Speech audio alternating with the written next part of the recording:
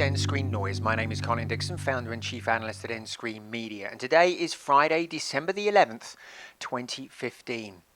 Adobe's Q3 2015 video benchmark report has both good news and bad news for pay TV operators. Now, Adobe runs most of the authentications that happen through pay TV services using their Primetime product, and that means Adobe has superb visibility into what's going on with TV everywhere.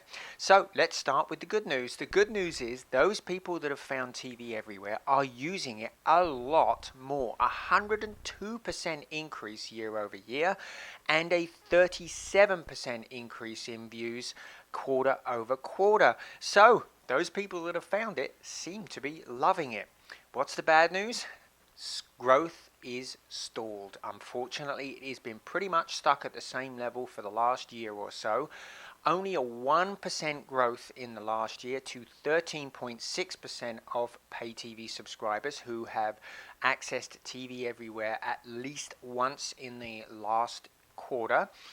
So that's pretty poor performance when you think about it, but it's doubly bad because in the period July 26th to August 8th, cable and their partners ran a massive campaign across TV, web and social to get people to watch on the go. They wanted to drive people to find TV everywhere because they know if they use it, they're more likely to stick with their pay TV subscription. Well, it looks like that campaign was pretty much a failure. They got just about 0.8% growth in pay TV subscribers finding the service between Q2 and Q3. And remember, there is no additional charge to use this. So there really is no barrier to consumers trying TV everywhere. So that's a pretty disappointing performance for that advertising campaign, I think. Now, how does it compare with SVOD over that same period? Well, according to Digital Smiths, we saw a 3.8% increase in the number of people using SVOD services over the last year between Q3 2014 and Q3 2015. And now 56.3% of us are using SVOD services. And so really a big difference there between pay TV everywhere and SVOD.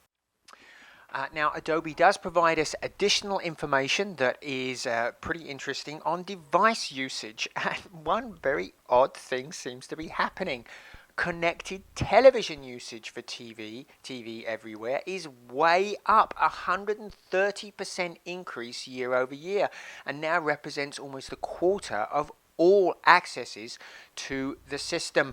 Now remember, most of the content, or at least much of the content that people are watching through their SVODs, through their TV Everywhere services, on their connected TV device like a Roku or an Apple TV or an Amazon Fire HD TV, most of that stuff is already available to them through their set-top box from their operator that's probably sat right underneath that television. So this is pretty odd. It seems like people prefer still to use those devices, those connected TV devices, rather than turn on that pay TV SDB. And which ones are dominating? Well, it looks like Apple TV and Roku are completely dominant here. 87% of accesses come through those two devices. Now, the growth of connected television usage is not just something that's happening with TVE here in the US. We see it in the UK too. BBC iPlayer has seen a 60% increase in the use of connected televisions over the last year, and now represents 15% of all online accesses to iPlayer. So big growth both here and in the UK. So it looks like connected TV is really beginning to take off in the viewing public. Now, Adobe also provides us some information on the type of content that's really engaging. And guess what? It's parents discovering TVE as a great way of getting their kids off of the main TV. It looks like Teens and Toons content, according to Adobe, usage is up 46% quarter over quarter, and now represents, get this, 3/4 of plays in Q3. So 3/4 of the content that is being delivered through TV everywhere is actually Teens and Toons content. And here's evidence that they want to get them off the main TV, because most of this access is coming through mobile, through those tablets and cell phones, probably those cast-off tablets and cell phones from their parents.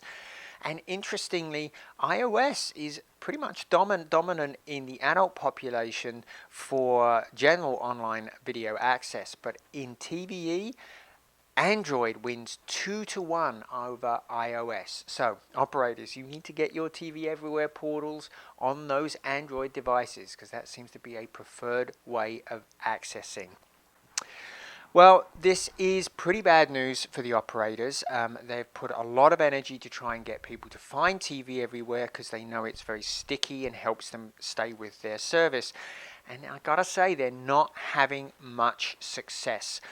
But help is on the way. In the next year, we have the Olympics, and what we know is that live sports is a great driver to help people find TV Everywhere.